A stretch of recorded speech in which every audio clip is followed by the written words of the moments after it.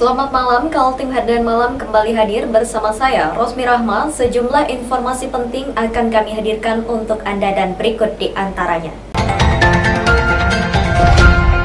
Wakil Ketua DPRD Kaltim Sigit Wibowo dan Wali Kota Samarinda Andi Harun memastikan vaksin Sinovac yang disuntikan kepada warga aman lantaran sudah diteliti dari sisi kesehatan dan kehalalan. Kedua politisi itu meminta agar tidak mempercayai hoax yang banyak beredar di media sosial. Berikut informasinya.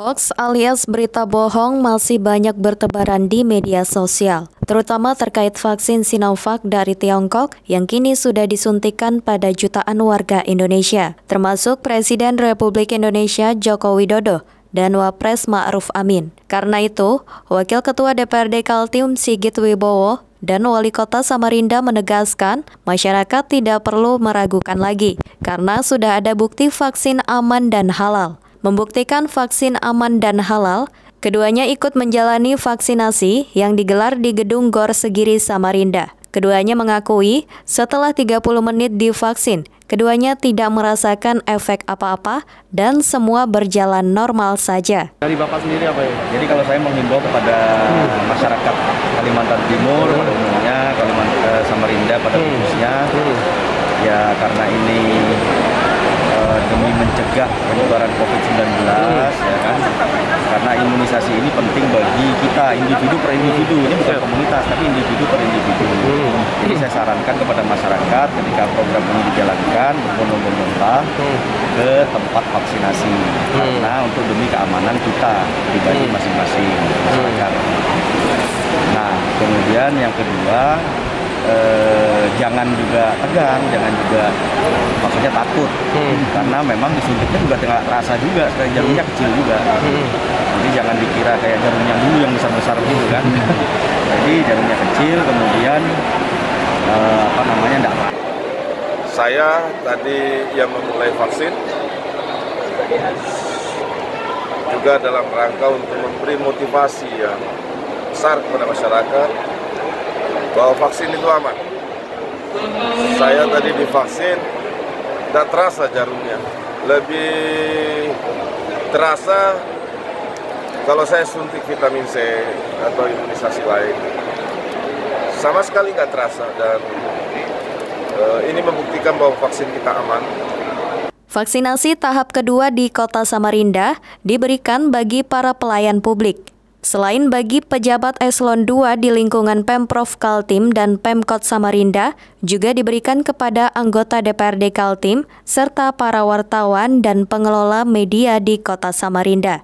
Di Kota Samarinda sendiri, berdasarkan laporan harian Tim Satgas Penanganan COVID-19, sedang terjadi tren penurunan kasus terkonfirmasi positif. Pada 8 Maret 2021 kemarin, jumlah pasien baru terkonfirmasi 15 orang dan jumlah yang sembuh 70 orang. Namun untuk total kasus aktif yang dirawat secara mandiri maupun di rumah sakit masih cukup tinggi, yakni 914 kasus. Tim Kaltim TV, Hardin melaporkan.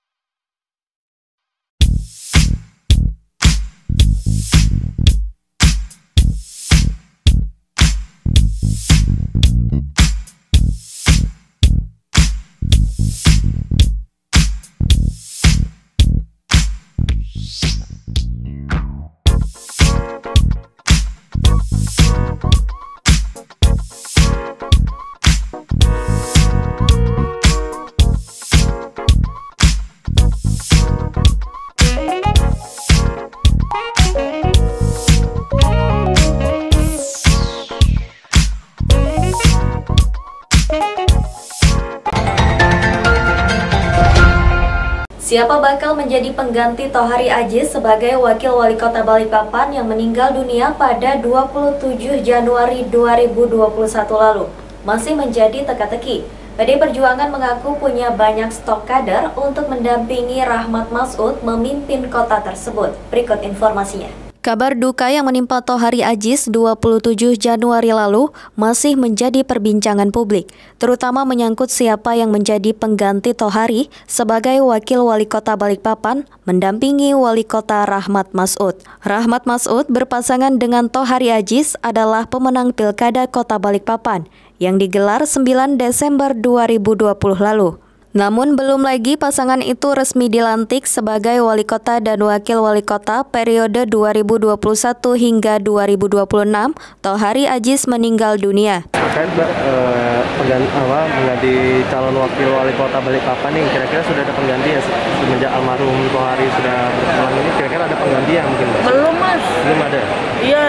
Oh. Yang pastinya dari PDI Perjuangan lah, iya kan? Kita berharap itu dari PDI Perjuangan. Saya pikir juga teman-teman di Kota Balikpapan juga memahami itu. Tapi untuk siapa yang akan menggantikan, kami tunggu arahan dari pusat, dari Ketua Umum dan DPP.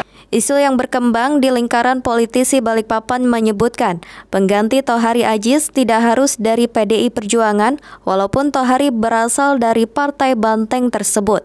Mekanisme pemilihan pengganti merupakan wewenang partai politik koalisi yang bersama-sama ketika mengusung pasangan Rahmat Masud Tohari Aziz. Menanggapi hal itu, Sekretaris PDI Perjuangan Ananda Emira Mois mengaku akan melakukan komunikasi politik dengan partai-partai pengusung.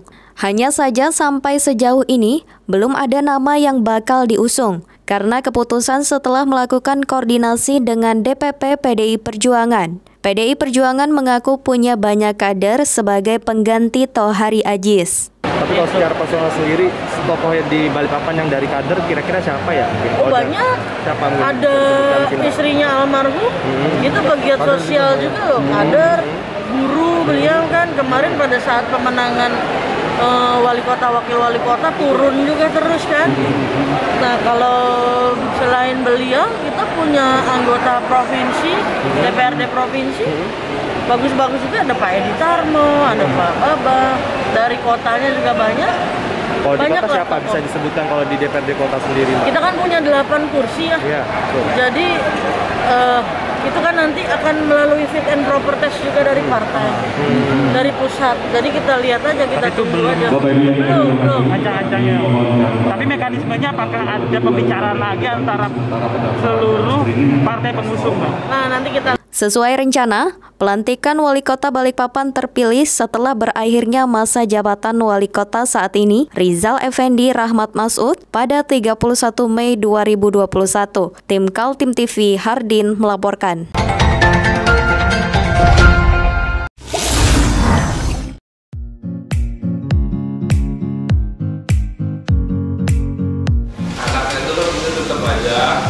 Cara mudah beriklan digital di Kaltim TV.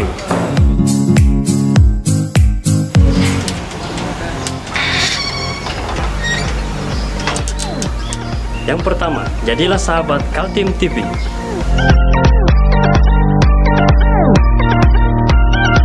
Dengan Rp1 juta, para sahabat mendapat 20 kali tayang di slot berita kamu.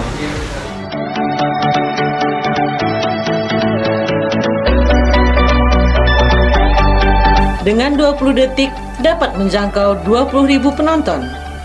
Anda beruntung karena mendapat kesempatan perdana dari kami. Ayo jadilah sahabat Kaltim TV.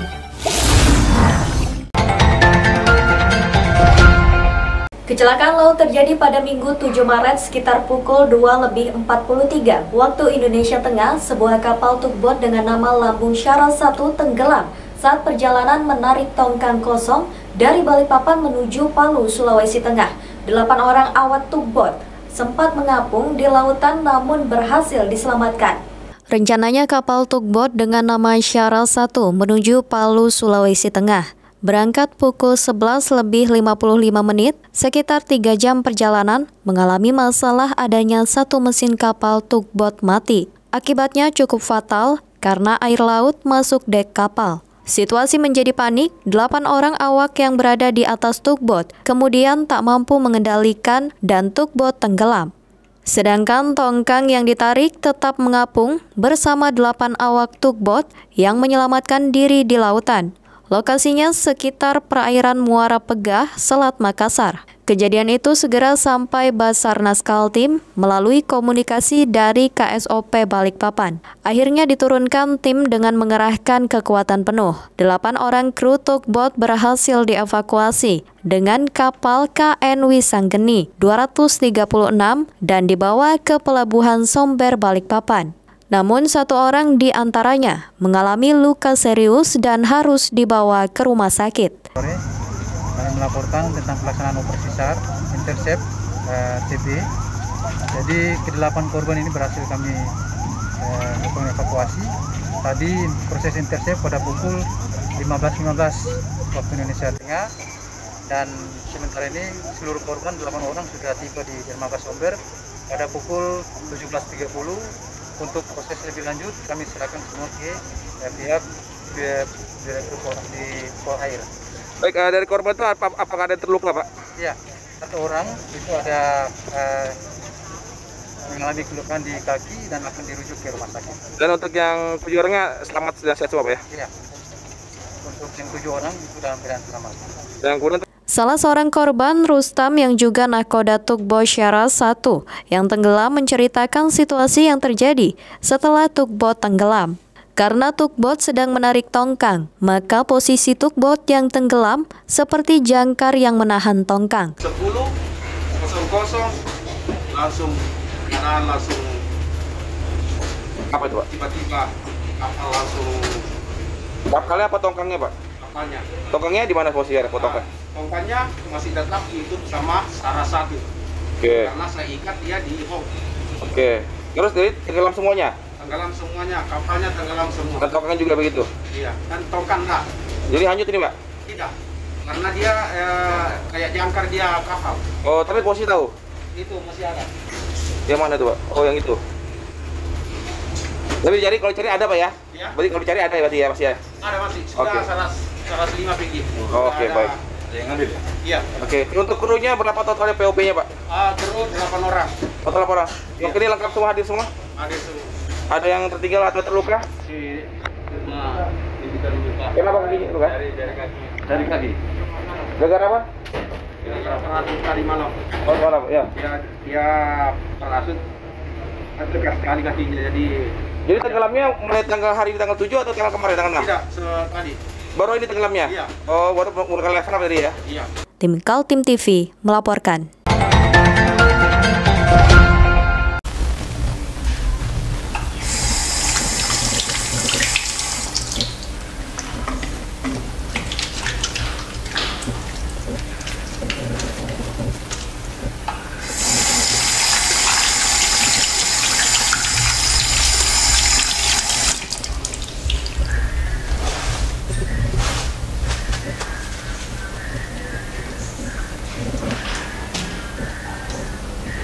Meskipun di rumah saja, kita tetap selalu menjaga kesehatan, cuci tangan, menggunakan hand sanitizer. Ingat, mulailah dari diri sendiri. Kita beralih ke informasi selanjutnya. Tragis nasib yang dialami Dimas yang baru berusia 8 tahun saat mandi pagi di tepi sungai Tempakul, Muara Bengalon, Kabupaten Kutai Timur. Dia diterkam seekor buaya dan menyeretnya ke dalam air. Mayat Dimas akhirnya ditemukan setelah tim SAR bersama pawang menangkap buaya dan membedah perutnya. Inilah video yang beredar di media sosial. Seekor buaya ditangkap dan dijinakkan untuk dibedah perutnya setelah adanya laporan hilangnya seorang bocah bernama Dimas di Sungai Tempakul, Muara Bengalon, Kabupaten Kutai Timur. Saat dilakukan pembedahan, ternyata benar di dalam perut buaya ditemukan jasad bocah berusia 8 tahun yang tinggal di Jalan Sungai Kacong, RT 2, RW 1 Sepaso Selatan, Kutai Timur. Jerit tangis keluarga seketika meledak ketika melihat tubuh anak kecil itu dikeluarkan dari perut buaya. Ayah korban bernama Subliansyah tidak mengira anaknya menjadi korban keganasan buaya muara. Tenangin. Saya video juga, Pak.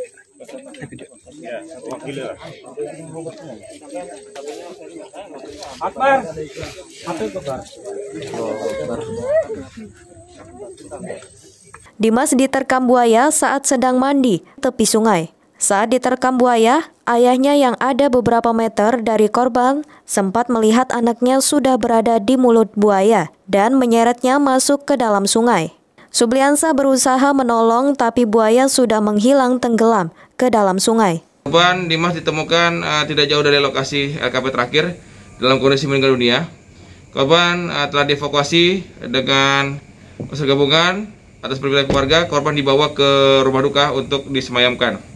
Dengan demikian, pencarian anak hilang sejak satu hari kemarin, yang hari kedua dinyatakan dihentikan dan operasi ditutup dan unsur gabungan dikembalikan. Sungai Muara Bengalon ditakuti warga karena masih banyak buaya. Tim SAR gabungan dari Pos Sangatta yang melakukan pencarian korban harus hati-hati karena berhadapan dengan satwa ganas tersebut.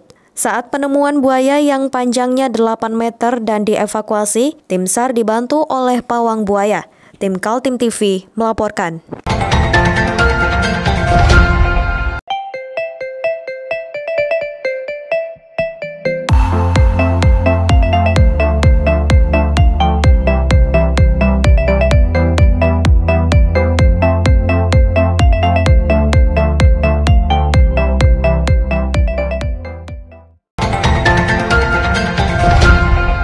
Musyawarah Daerah Pemuda Pancamarga Kalimantan Timur kembali memilih Syafruddin Duntu sebagai ketua kembali untuk 5 tahun ke depan.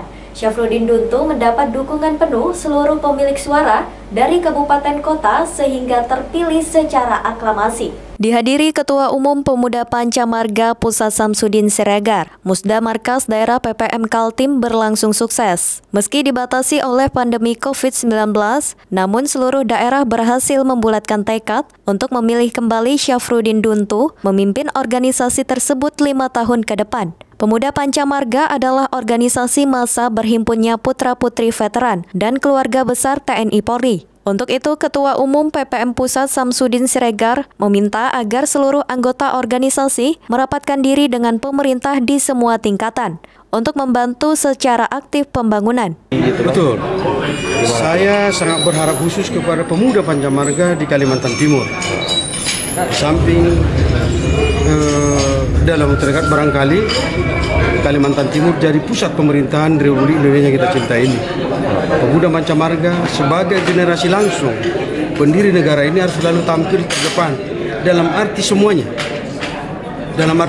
Jadi bersama dengan pemerintah untuk menjaga, mengawas, menjalankan pembangunan. Karena amanah yang disampaikan kepada pemuda warga yaitu amanah daripada pendiri negara untuk mengawal segala bentuk pembangunan, menjaga bersama-sama membangun. Jadi saya sarankan kepada pemuda Pancamarga ketemu kepada gubernur, kepada Kapolda, Pangdam dan instansi terkait untuk bisa bersama-sama membangun. Untuk aktif. Isu ibu kota negara dan regenerasi digaungkan pada Musda PPM Kaltim. Perpindahan ibu kota negara dari Jakarta ke Kalimantan Timur adalah kesempatan bagi kader-kader PPM di daerah ini untuk mengaktualisasikan segala sumber daya untuk kemajuan bangsa. Pertama, saya akan menyusun pengurusan yang regenerasi. Kenapa? Karena adik-adik harus punya kesempatan tampil ke depan. Jadi yang disampaikan oleh Ketua Umum tadi, tampil ke depan, masuk program yang bersinergi dengan program pemerintah Provinsi Kalimantan Timur khususnya gitu. Jadi itulah teman-teman nanti juga pengurusan kita tidak asal susul saja, tapi betul-betul yang punya potensi ke depan, memikirkan bagaimana berbangsa bernegara yang benar, bagaimana membangun Kalimantan Timur khususnya negara republik. Kita akan menyusun program ke depan bagaimana menyikapi terutama yang ramai ini COVID, kemudian juga masalah pemindahan ibu kota negara ini. Ini yang juga ada konsekuensi logis yang harus kita hadapi. Memindahkan suatu itu kan tidak seperti membalik tangan, bisa ada risiko yang harus. Setelah terpilih secara aklamasi, Syafruddin Duntu mengaku akan segera menyusun kepengurusan dengan memprioritaskan regenerasi. Dia berharap ada kader-kader segar yang mampu membawa gerbong besar organisasi tersebut. Tim Kaltim TV, Hardin melaporkan.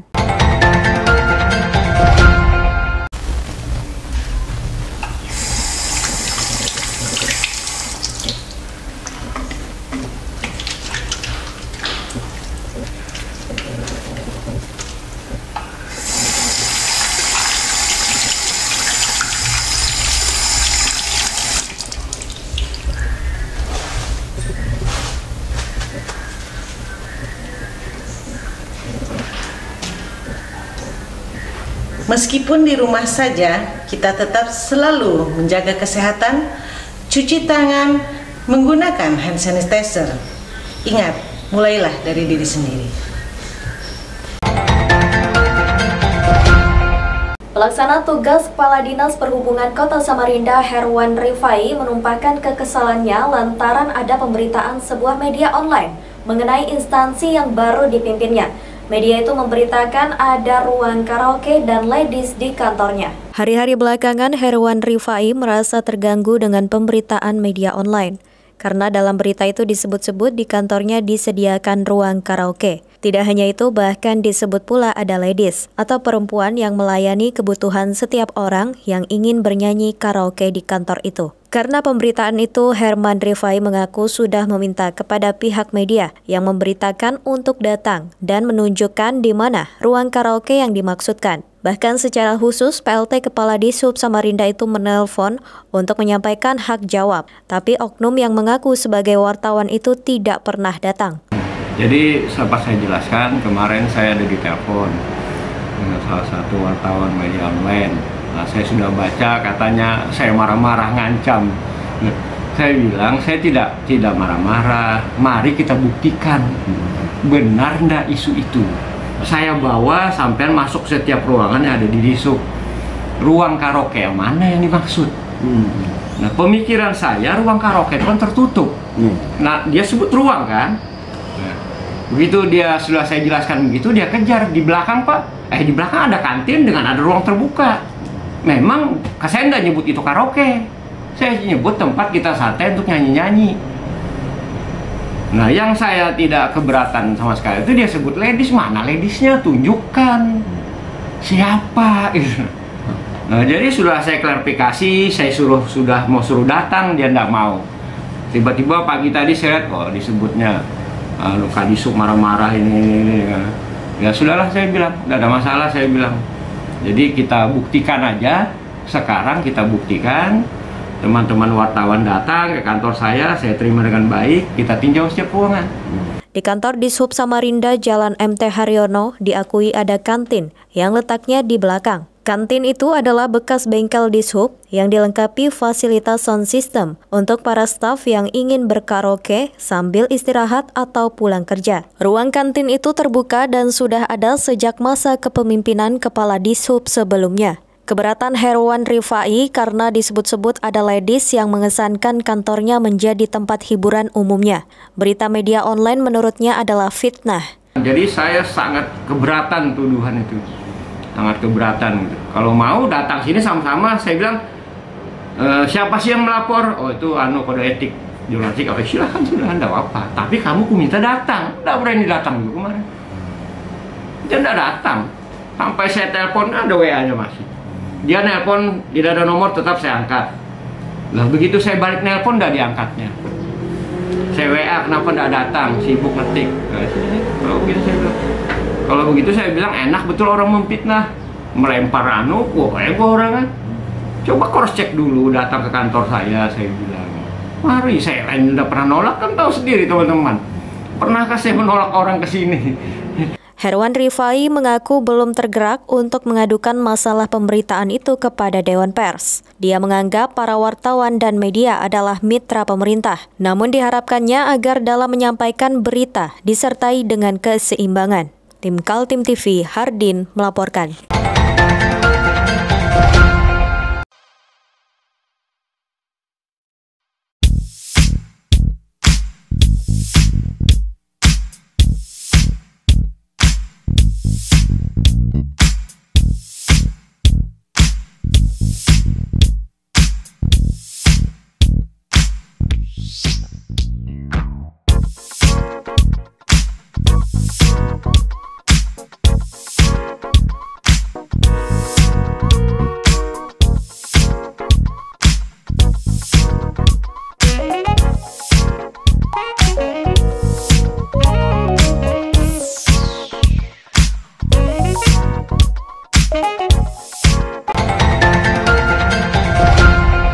Demikian Kaltim Headline Malam edisi kali ini. Informasi lainnya dapat Anda simak melalui situs website kami www.kaltim.tv, channel YouTube dan fanpage Facebook Kaltim TV.